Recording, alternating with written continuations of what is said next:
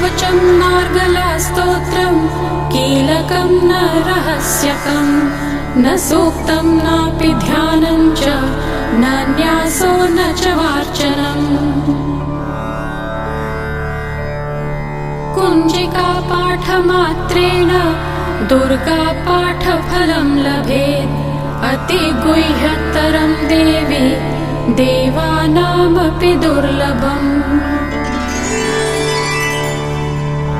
गोपनीयं प्रयत्नेन स्वयोनिरिव पार्वती